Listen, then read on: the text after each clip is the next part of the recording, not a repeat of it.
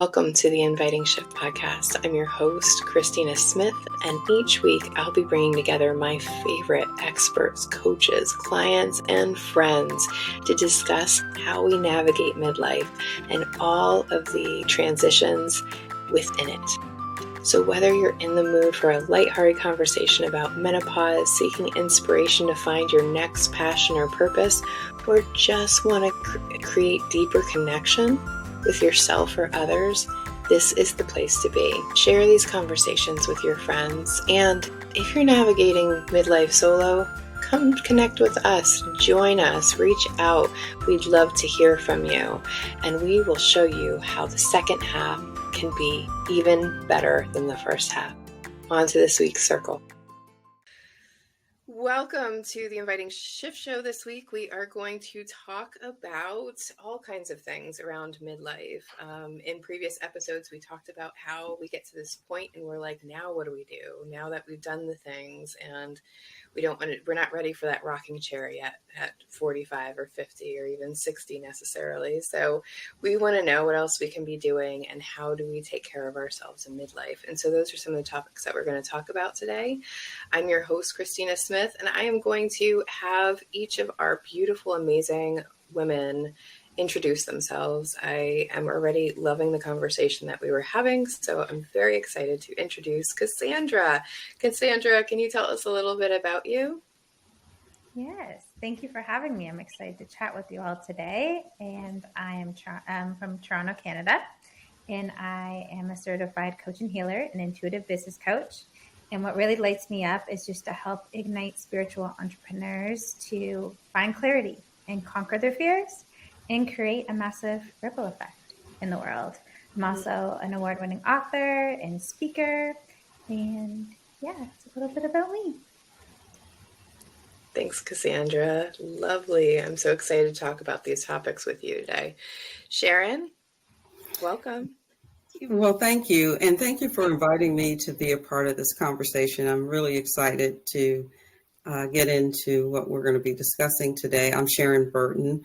I am an artist, teacher artist, a poet, now a best-selling author, and a certified creativity coach. I work with people at midlife who want to reclaim, rediscover, or discover their creative passions and gifts, and help build the confidence to show up creatively in the world. So again, thank you for inviting me. I'm looking forward to the discussion. Yeah, Sharon's just published a book too. I will talk more about that in a little bit, but things we can do in midlife is amazing. Yes, it is. So Kelly, how about you? So I'm Kelly. I am here in Berkeley, California, in the San Francisco Bay Area. And my life started as a trained architect and then working on historic buildings, doing rehabilitations. And now I'm more recently a city planner for the city and county of San Francisco. And I'm just so excited to be here to have a conversation with all of you. Thank you. Lovely. Thank you, Kelly. Thank you all for introducing yourselves. So let's start with new passions and hobbies, because midlife is the time where I started painting. And I think that's one of the reasons I connected with Sharon was I started getting really creative. And I had never been an artist before. I had really terrible art teachers. But I decided one day I wanted to paint. And I bought the canvas and the paints. I stared at it for a whole year and was like, oh my God, what am I going to do? And I was constantly looking for something that would feel good to do, in my spare time. It didn't have to be a moneymaker, although, I changed my life also and got my own business. But Sharon, what happens when women come to you and they're like, I don't know what I'm passionate or creative about? Well, it's really a process of helping people understand and acknowledge that they do have a creative side and that it's okay. I think what happens with a lot of people at midlife is that the thought process that I have found is that people need a sense of permission. If you came up when I did, you graduated from high school, let's say in the 80s, maybe the late 70s, but definitely in the 80s. A lot of us were not encouraged to be creative. That was considered frivolous, a waste of time. It wasn't something you could make money at. And at that time, everything, was about, making money. So a lot of us were channeled. I wanted to go to art school, but I was gently sat down and told that as much as, there was an acknowledgement of my talent, because I loved drawing and painting and all that kind of stuff. But it was more or less like, the message was like, if we're going to pay for this, you probably need to look at something else. And a lot of us were channeled that way. We went into business, we went into political science, maybe psychology, healthcare, engineering, those kinds of things. And a lot of us were moved away from more of what some people would consider soft, artistic kinds of things because, and by well-meaning people, they did not want to see us go broke or, struggle with the stereotype of what an artist or a musician, had to deal with. And so I think what has happened is that a lot of people have, a lot of the folks that I've worked with had kind of in their mind have said, okay, that's frivolous. I can't give myself permission to do that. I have to be, out here making money and, by golly, I'm going to be in the corporate world, government, whatever, healthcare. And we did that. But what's happening is now you have folks that are dealing with empty nest syndrome. They are rediscovering their own creative passions. One thing about the younger generation, they are encouraged to be their creative selves. The messages are different for this generation that's coming up. And I think some of them are their own children. Some of them are working with these people. And then just, social media is really a lot more about creativity. And, people are like, well, I want to really get back to that. And it can be intimidating, do I take a class, and will there be mostly younger people? Is it too late for me to embark on something creative? And so, I think the biggest thing is saying to yourself, yes, I give myself permission to unleash my creative side at this point of my life. That's never too old. It's never too late, unless you're trying to do something that, if you can't sing and dance like Beyonce, nobody's saying for you to do that. But if you want to go dance, if you want to sing, you can do that. You may not get a record deal, but if it's about unleashing your passion, that's the part that, that's key. It's not about, whether you're going to be the successful person. It's about, unleashing who you are. And so that's what I think is really about, is saying, yes, I can be a creative person. And not only that, once you give yourself permission to do so, is also claiming that you are that, claiming that you are an artist, claiming that I am a dancer. I have a friend of mine. I went to a dance recital. She's in her 50s.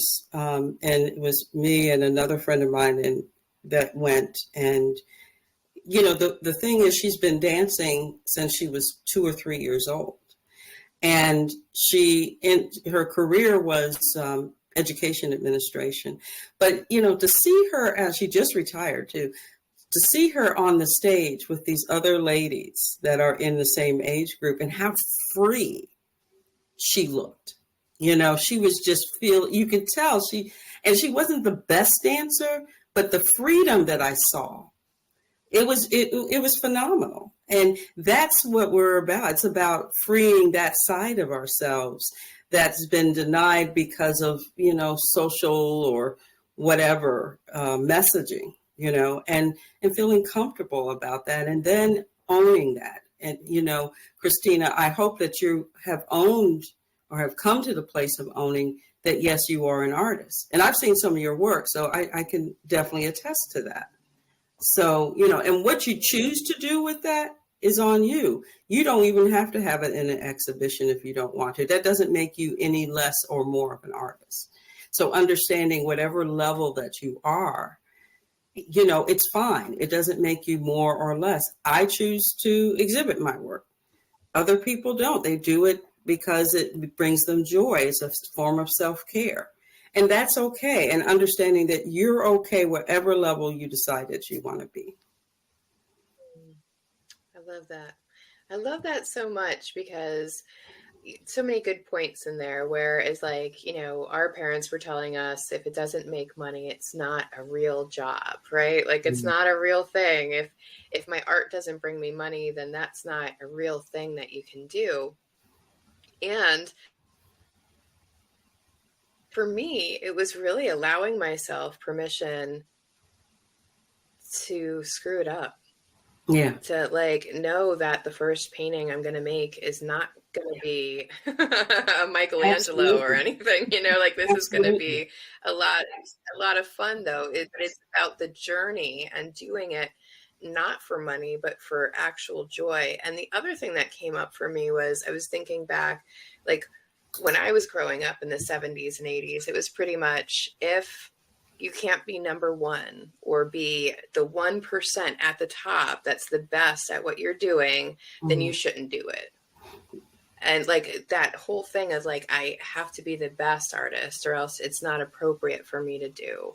Absolutely. And that's where we need to give ourselves permission, because none of the greatest artists were just magically, maybe they were, but I've seen the versions and versions and versions of the same painting over and over and over again, because they were trying to get better. They were trying to perfect it. And that's the journey, the practice. That's really, the important part, right? And the fun part, really, because what happened for me was a friend of mine came up and was like, Christina, you don't have to hang this dang thing on the wall.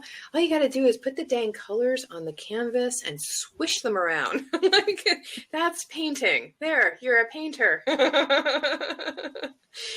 it reminded me very much of your energy around that.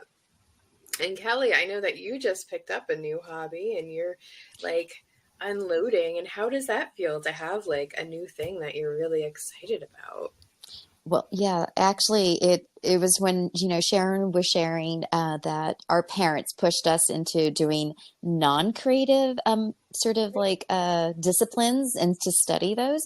I was just having a conversation with my niece yesterday about how I wanted to study art practice.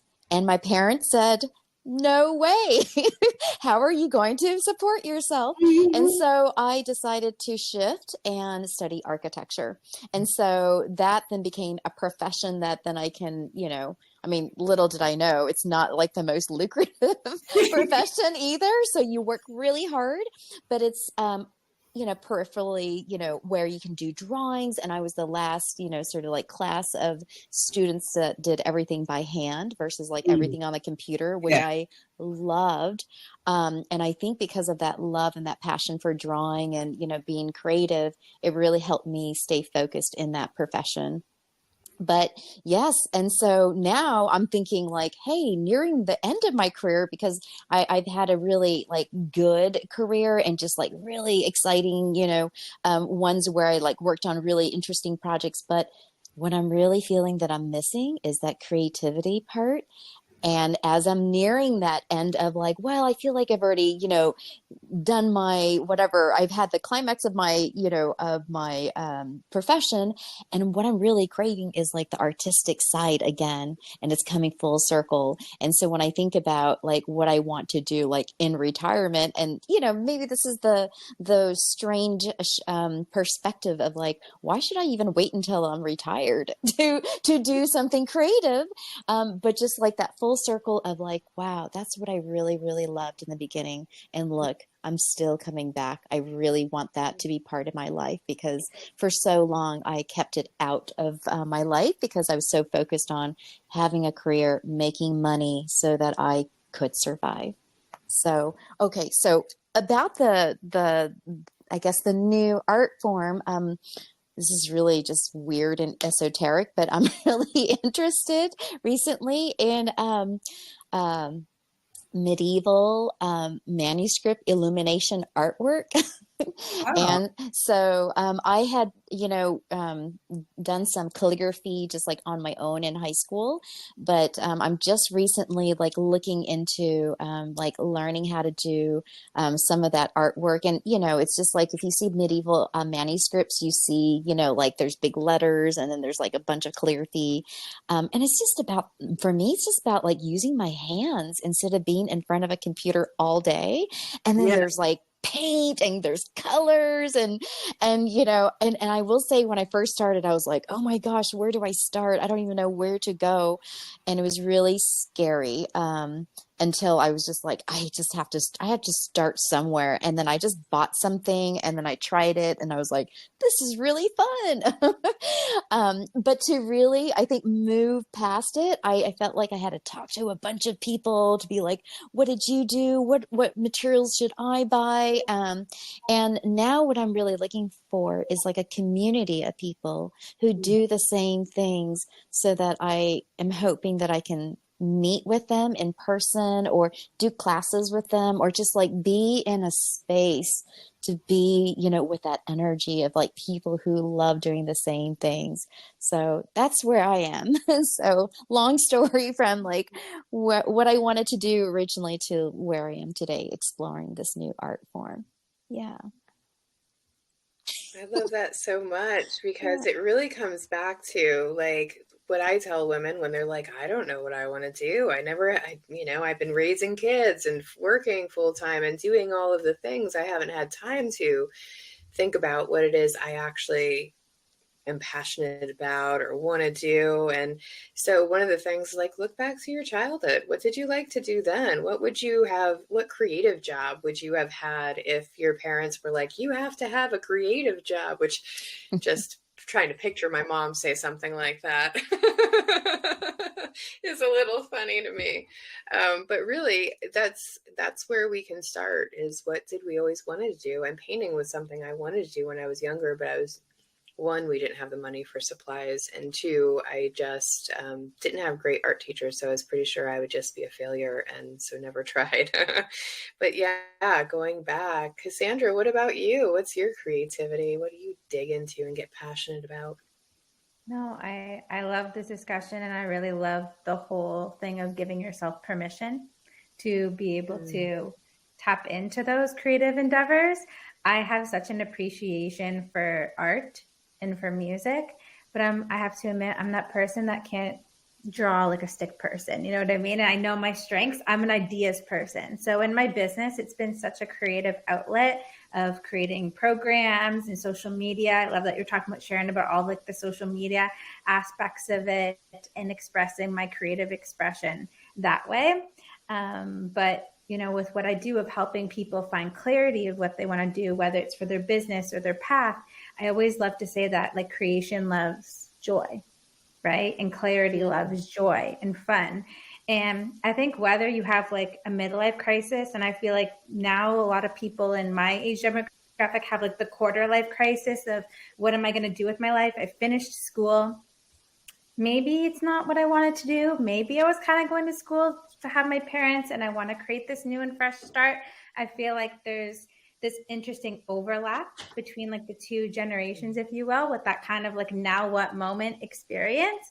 And I feel like we try and approach these life decisions from a very logical perspective. And I always love to say, like, just incorporate more of the fun things, like that childlike wonder, like that curiosity, to kind of open yourself up to all of the clarity that's supposed to come when you are doing things, not figuring it out, but just being in the energy of joy. So for myself, in terms of hobbies and stuff, I've really gotten into like fitness and working out. as a form of expression, just to build more of this like mind body connection for myself. And it's just been such a cool hobby of trying different things like yoga and weightlifting and doing different types of workouts just to kind of build that mind body connection for me. And I find since I've made it a practice of it and started having fun with it and not looking at things from such a logical perspective, it's just opened me up to so many creative ideas, whether to do for my business or just for fun and bringing more joy into my life. So, yeah.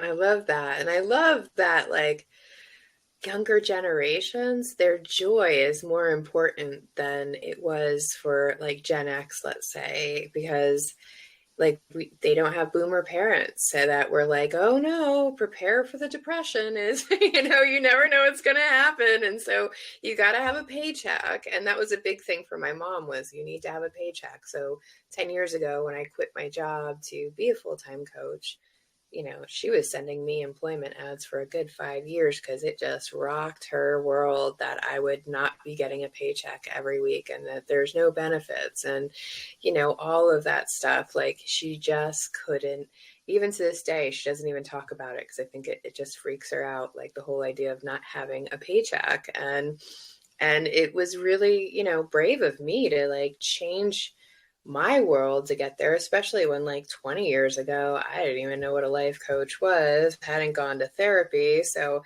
I didn't even there's jobs today that just weren't jobs back then, like being an influencer or just creating on social media. It's not my medium, my favorite medium. And I am like, there is so much creativity. And this because we can get locked for hours watching other people's creativity, right?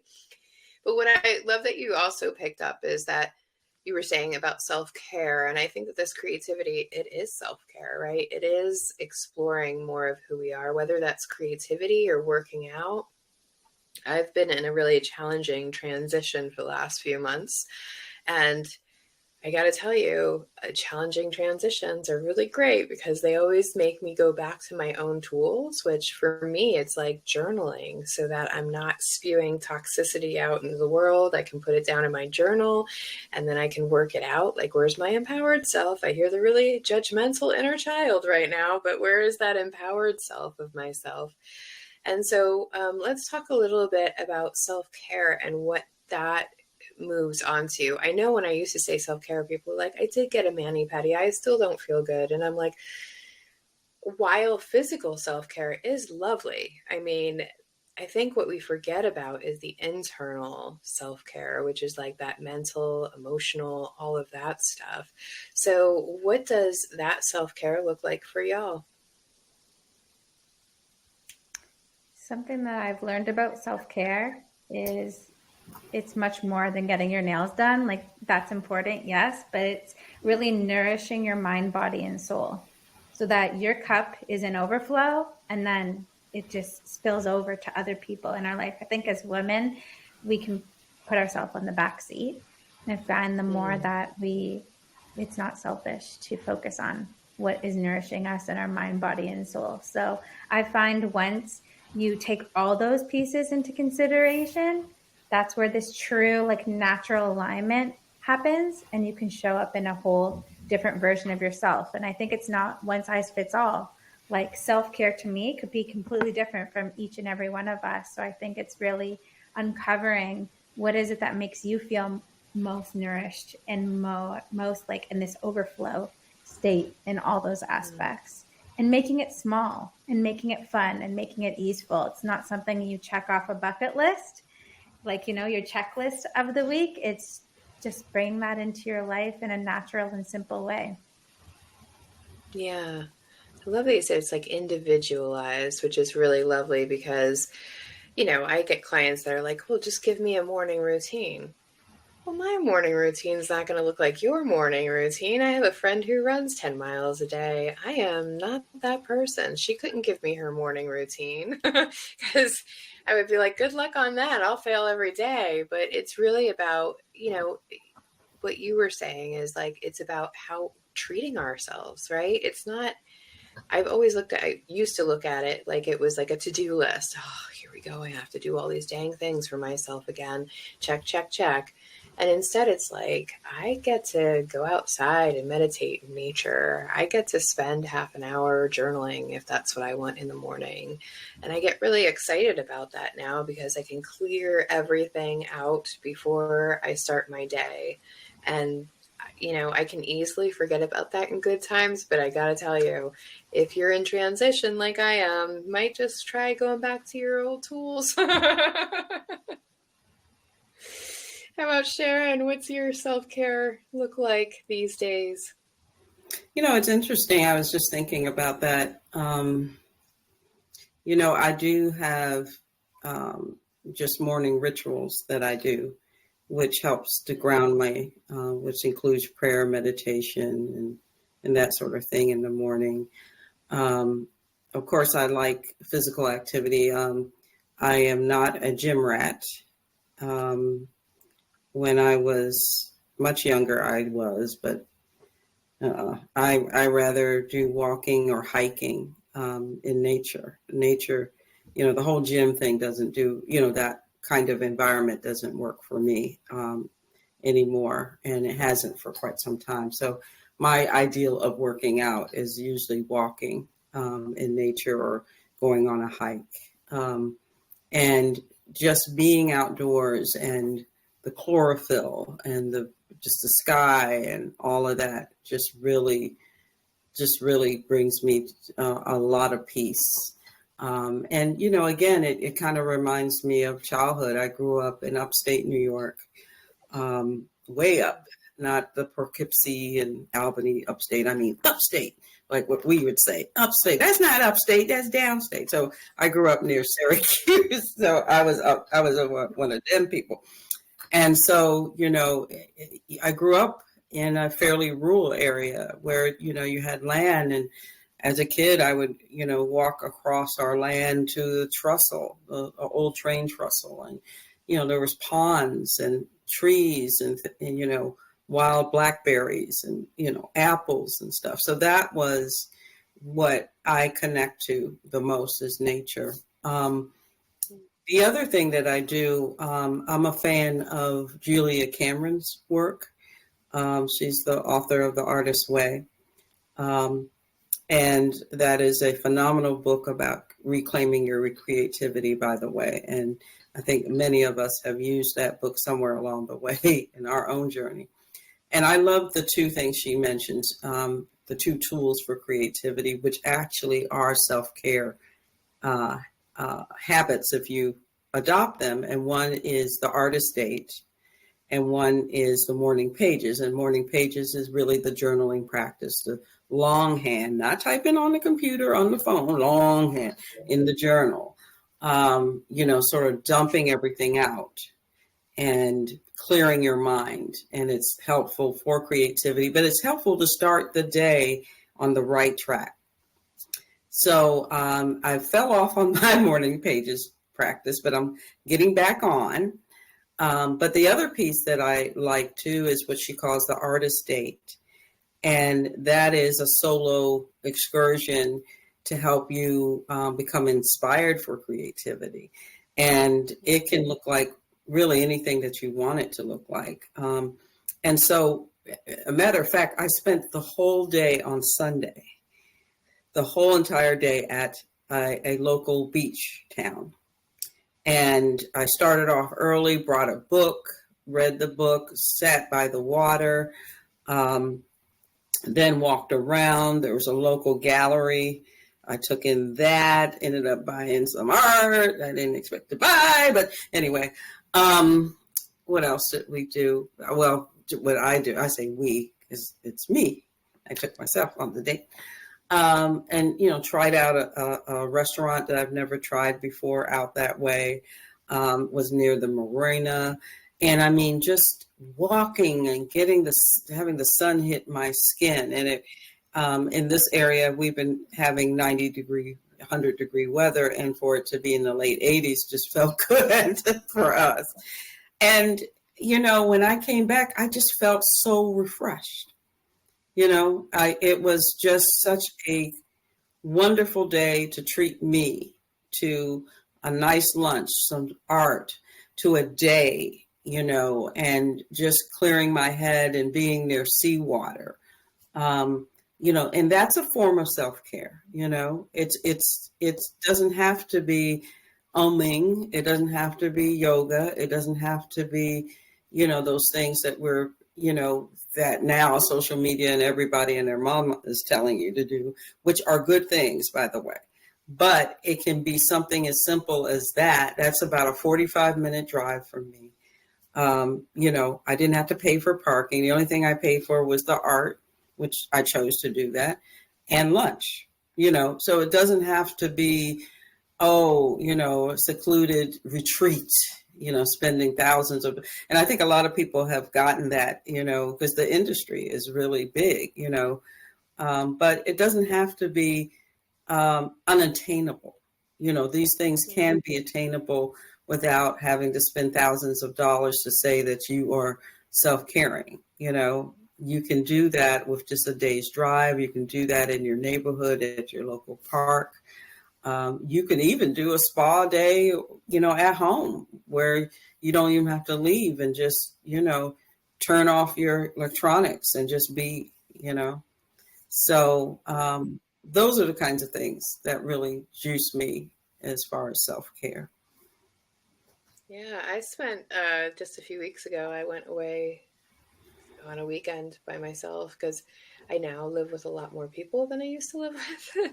And so for me, who's like a lot of introvert, some extrovert, but a lot of introvert, I need that time. It's like I couldn't hear my own inner voice anymore, and going away helped me like quiet everything so I could actually hear myself again. And that was amazing.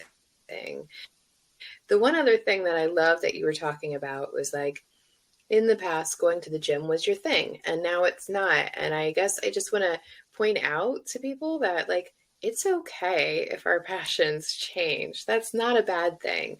I was painting a lot. There's not a lot of space where I am to paint now, so I crochet now instead. And that's what I do. That's how I get creative in a small space.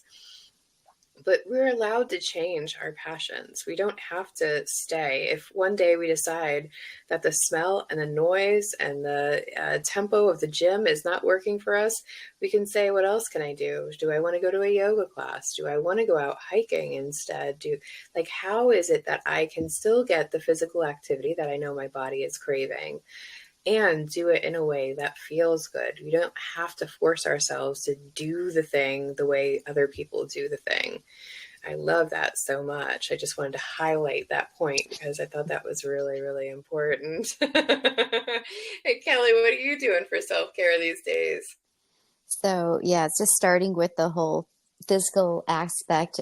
As I'm aging and getting older, it's harder to, I guess, feel as passionate about exercising. But I also had a knee injury this last year, and so it was really hard for me. And I think there was like a big mental impact of just not being mobile, and that was really hard. But I eventually just recently went back to the gym, and then went back to yoga, and just it's really helped me. But I noticed, just, as you also, Christina, saying, like, I'm an introvert, but at work I have to be an extrovert because of the nature of my job. And I'm constantly talking to the public, and I have, a team of people. And so when I do self-care, it's about having space and time off. And I think because I'm such a, like, focus doer, as like a warrior, where I'm just like, do, I have a really long to-do list. For me, the self-care is to take time off. And in a way, like, this to me is self-care, of like doing the things that is not related to my work, that's like focused on like getting ahead, getting a paycheck, and doing the things that are meaningful, I think, in life. And then I was also thinking about, I recently had a birthday, and I was asked, by my family, like, what do you want to do for your birthday? And so I thought, like, gosh, I want to be, I want to do something fun. So I decided, like, I wanted to do go-karts, even though I'm like, almost 50, but, I said, hey, this is going to be great. And then also accepting the fact that like, maybe not everyone is going to like appreciate it. And so when we all showed up this weekend, I had some like nephews and nieces, they looked kind of disappointed, like, why am I here? What am I doing?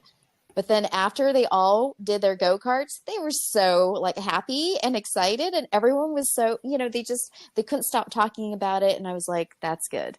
And just kind of accepting that like I had a choice to do something that I wanted to do, even if it's not something that would be like aligned with like how we normally did things within our family. So that was really, I don't know, for me, it felt like I'm going to take care of myself and say, I want to do this. And that was really fun. And something else as I'm, working with other people as well, and doing a lot of like volunteer type of things or even just, at work, of allowing other people to do things, in their own pace, in their own time, and not wanting to just like step in and do it because I'm so used to doing everything. And that to me is like some self-care as well, to be like, you know what, I have to hold space for myself to not intervene in that space as well, because that's a way to protect my own sort of like space and time, so that I'm not like trying to do something that, or force something to happen quicker than maybe it needs to happen. So in a way, just, I don't know, looking at like our choices in life and like how we can give ourselves self-care by thinking about all of the choices we have, like even in like daily things, to be like, oh, is this something that I need to get worked up about? Maybe not, about my husband and how he does dishes, to be like, okay, well, this is what it is. And I am just going to focus on something else. And in that way, like for me, that's also self-care, to be like, okay, I'm going to focus on like, the next painting or other thing that I want to work on versus something that I have no control over. I just wanted to piggyback off something that you said, Kelly. That just sort of pinged with me when you said about time, something about time and self-care. One of the things that I found increasingly important for me, when I was much younger, I didn't do this. Because, you have the energy and, we're trying to check off we're trying to be super women, and I want to be known for this. And that means I got to be out there. And now I look at my calendar and I space out weekends where there's nothing scheduled. So I'm not doing all the things anymore. For example, August is purposefully kind of laid back, but I'm doing a online challenge actually on my social media about artist dates.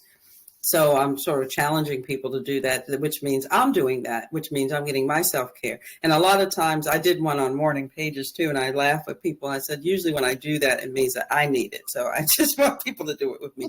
But anyway, September is going to be very busy for me. And I was like, wow, this is a month that I'm constantly on the go. So recently I had made some decisions of some events I wasn't going to go to. And it's funny how you can do that and then somebody challenges it to you, and learning to say no when there's a part of you that's like, oh, if I go, this will be great for me, blah, blah, blah. But then I'm like, okay, Sharon, but look at your schedule. You're going to be just coming back from over here. You're going to have something the week before that's going to be, you said that you weren't going to go to this. And it was an event honoring someone that's part of an organization I'm in. And, I think she's a lovely woman, but I just was like, I don't think I'm going to put any time. I think that weekend I'm going to just sort of chill or, whatever.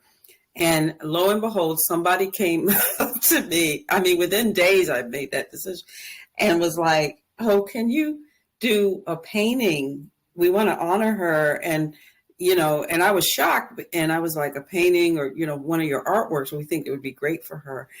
And there's that ego side that's like, yeah, okay, they think I'm bad.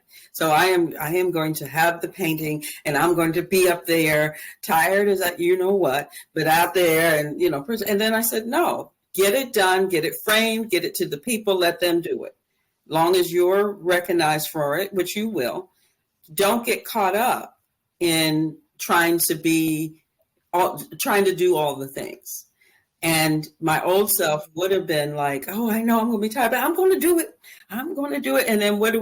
We get up there, we're tired. And then things happen. We get sick. We may get into a car accident.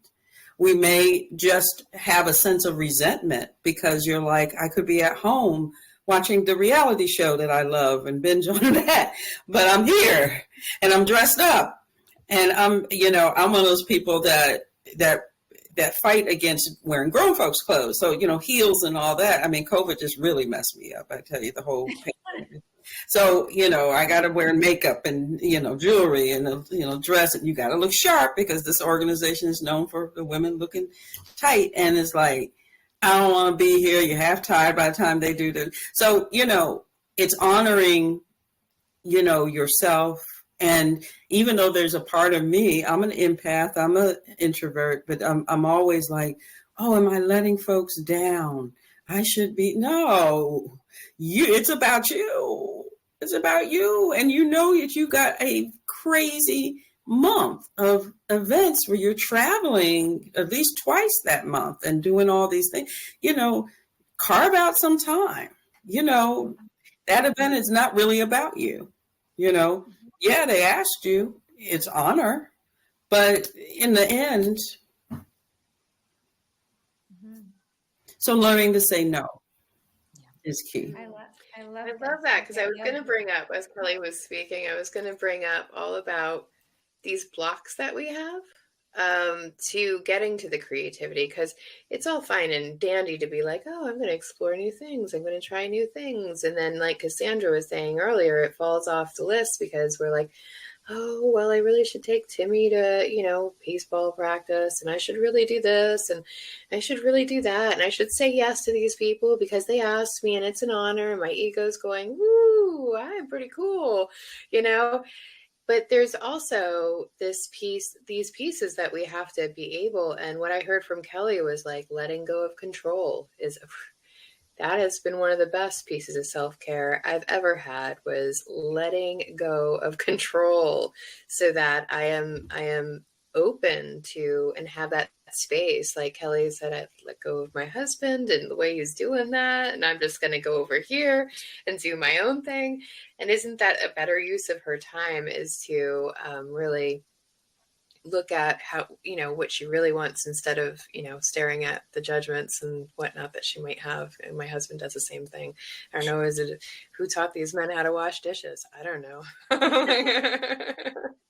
Cassandra, what about you? What do you think that we have to let go of in order to be able to step into even, looking at maybe having our own business, or looking at having more creativity? Yeah. No, I love that question. I find that when we talk about self-care and self-love, there can be a big conversation of what habits to add into your life. Oh, come and do this 5-minute meditation. Oh, go check out yoga, whatever it may be, right? But I think a big part of it is also looking at putting on your awareness cap and acknowledging what are the things that aren't forms of self-love for you. As a being, as Cassandra, as Sharon, as Kelly, as Christina, right? Like, what are things that are ways that we're not being kind to ourselves, not being kind to our body, right? So maybe it's our stomach hurts whenever we eat gluten, but we continue to eat it and eat it and eat it, right? That's the opposite of self-love. So maybe it's finding a gluten-free alternative.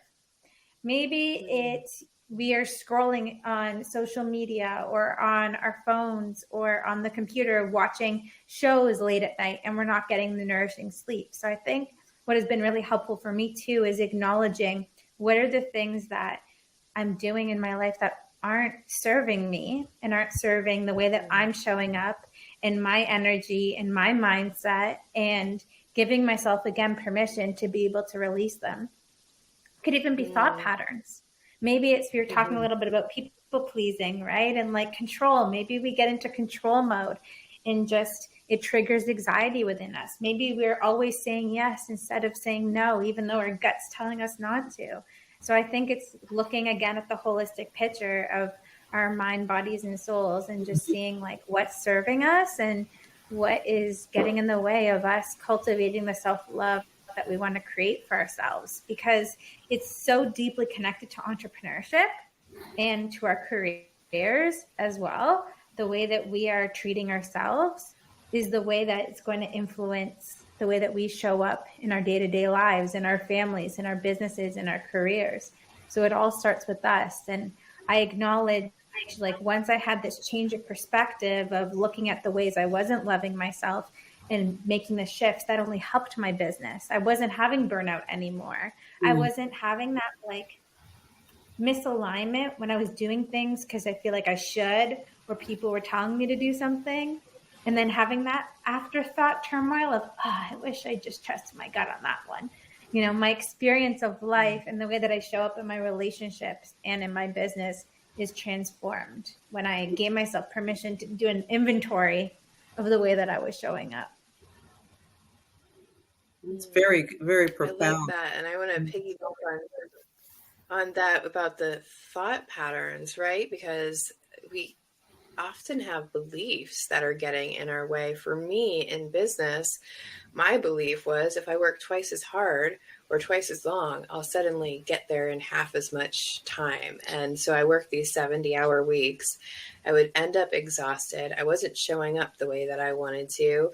I mean, people could tell, my clients could tell. And when I decided that I was no longer going to work over 40 hours a week, I started getting more clients. I went down to 35. I got more clients. And I was like, how is this working? What is going on? And sure, it could be like the snowball effect from all the years before, but most of it was because I was taking really good care of myself. And when we do that, other people can see, just like Sharon was saying, like her friend isn't the best dancer, but it was the joy on her face and the confidence that she had and the passion she had around it that really lit her up. And if we aren't taking time to do those things, then of course people don't want to work. Who wants to work with a life coach that looks exhausted all the time? Nobody. Like, yes, I want to be just like you, exhausted. I think one of the other things that we needed to keep in mind, and Cassandra kind of, because when people start talking and stuff starts hitting, is looking at how do we vibrate higher. And I think, Cassandra, your suggestion of really taking a look at, okay, what's not working, or what do we know is not working, and you kind of like went into my neighborhood, okay, when you start talking about late night television stuff, because I need to do better with that. But one of the other things that I've recently learned that I needed to do is, if I value myself and I value who I am and I want to vibrate higher to attract, as Christina said, new clients or whatever our relationships, is taking a look at our relationships too. Because who are those folks that are around us? Who is influencing what we do? Now, of course, you can say no sometimes, but sometimes you're in a situation where the people around you are not going to take no for an answer, and you have to end up doing things. Or you may be in some relationships where it's not nurturing, where you're extending more into that, whether it's a friendship or a romantic kind of situation or even a work situation. And you're getting drained because you're not getting anything back. People are just taking advantage of you or whatever. And, is really finding the courage in some cases to say, this is not working for me. I had a couple friendships like that where I just sort of woke up and just realized every time I would go out with one, it was all about her and her business and her husband and, and it was like, okay, well, I'm writing a book and blah, blah, blah. Oh, well, that's nice. But anyway, my husband, my this, my that, and after a while that got old because I wasn't getting a reciprocal feeling from our relationship. I felt like I was a therapist. And, you know, I'm not one to tell somebody what to do with their husband. I'm not married. I'm not trying to, you know, even though I could tell that he was emotionally abusing her, you know, but you don't want to be in that space. And you don't want to be in a space where whatever their little stuff is going on is viewed more importantly. So, you know, you gotta kind of look at who's in your space. And sometimes you might have to go it alone until you meet more like-minded people, which is kind of where I am. I'm kind of in that in-between stage right now. But I've learned that keeping people around just to have friends and people, you know, it was doing me more harm than good. But if I'm honoring who I am, I need to make sure that that's reflected in the people I'm dealing with and the situations I'm dealing with and how I'm treating myself. It's not just doing the right things for yourself, but making sure it's a 360 situation. And that means, you know, reevaluating the relationships in your life that have maybe are bringing a toll to your self-worth and being.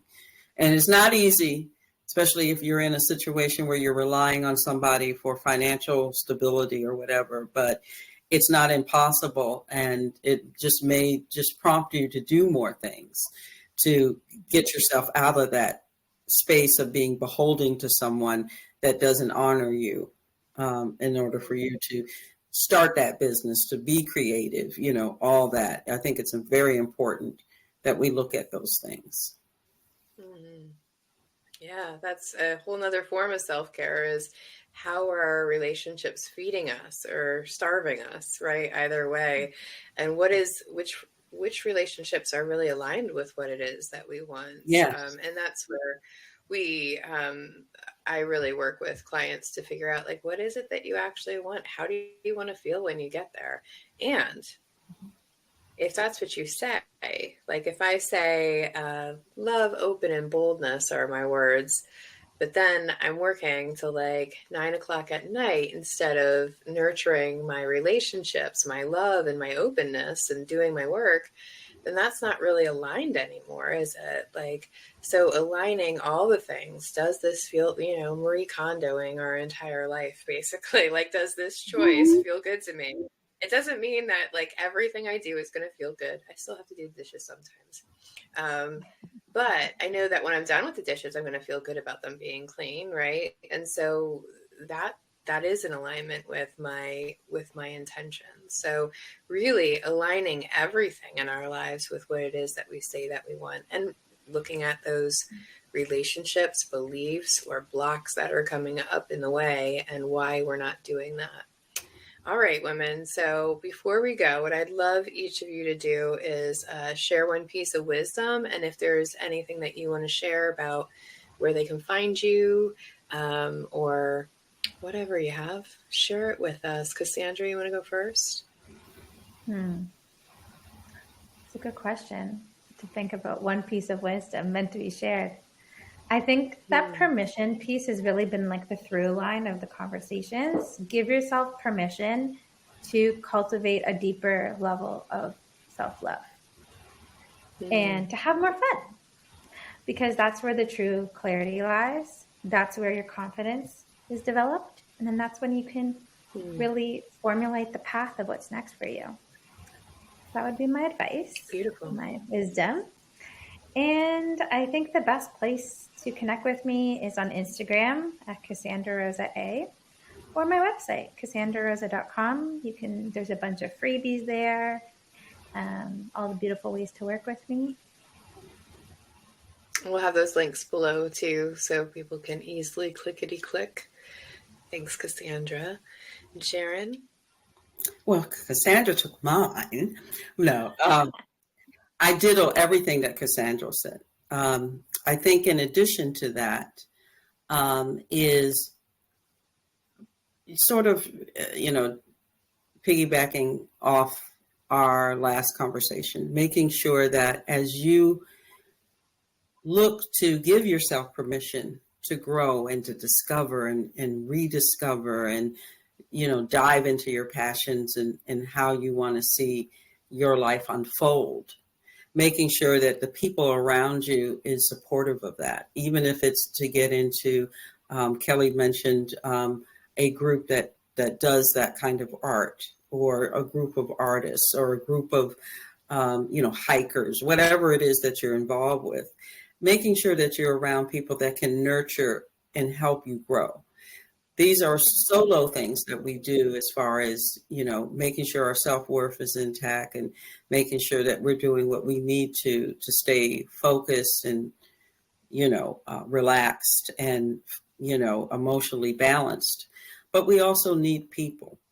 And sometimes it takes a while, but cultivating a squad of like-minded people is very important. And if you're able to do that and find ways to do that, I encourage people to do that.